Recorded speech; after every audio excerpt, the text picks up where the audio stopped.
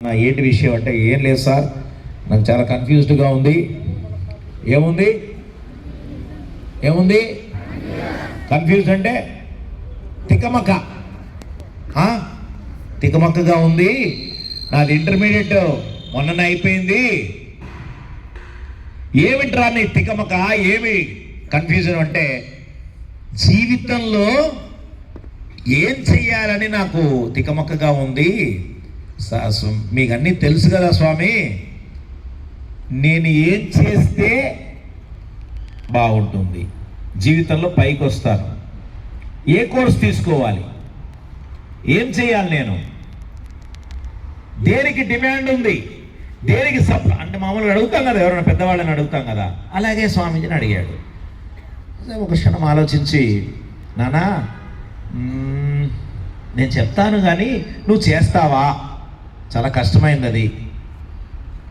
అరే స్వామీజీ, అది నాకు బాగు చేస్తుందంటే ఎంత కష్టమైనా చేసేస్తాను అని అన్నాడు. అవునా? అరే మరి ఆట ఆడినట్టు ఉండదు ఇది.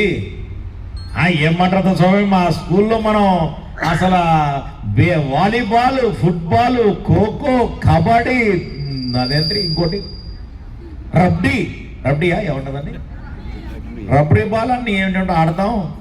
నాకదా మీకు తెలియదు, ఎంత కష్టమైనా చేసేస్తాను అన్నాడు. మీకు తెలీదు, మా స్కూల్లో మొత్తం నేషనల్స్ వెళ్ళాం మేము, మొత్తం డిస్ట్రిక్ట్ లెవెల్ ఫస్ట్ మేము, ఏదైనా సరే సాధ్యమే అన్నాడు ఆ అబ్బాయి.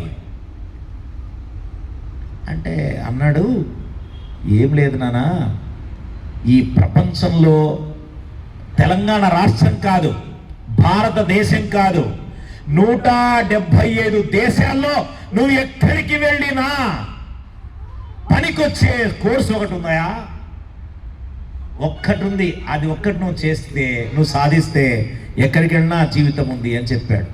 అరే ఏం సార్, నాకు చెప్పండి సార్, ఏంది? ఏఐయా, ఆర్టిఫిషియల్ ఇంటెలిజెన్సా, రోబోట్, సాఫ్ట్వేరా, హార్డ్వేరా, ఏమిటి?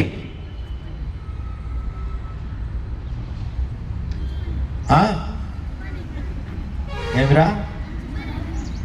ఏం లేదు నాయనా, నువ్వు మంచోడుగా మారరా, మంచివాడుగా ఉండరా.